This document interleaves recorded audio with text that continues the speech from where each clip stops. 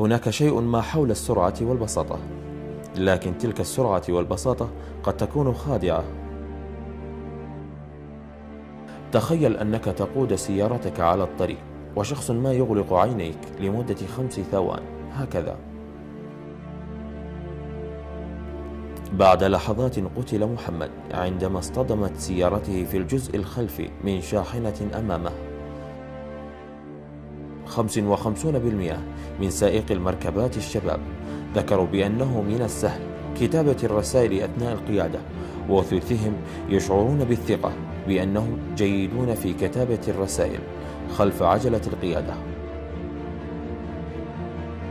قائدي المركبات الذين يكتبون الرسائل أثناء القيادة يقضون 10% من وقت القيادة خارج المسار الصحيح. تلك النظرة السريعة إلى هاتفك يستغرق وقت أكثر مما تظن. إذا كان لازما عليك كتابة الرسالة، أوقف سيارتك بعيدا عن الطريق أو في مواقف آمنة لاستخدام الهاتف. ليس ثمة رسالة نصية مهمة تساوي حياتك أو حياة الآخرين.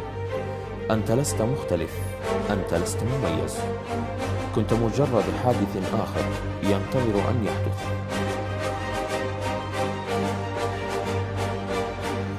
لا تتراسل وأنت تقود سيارتك.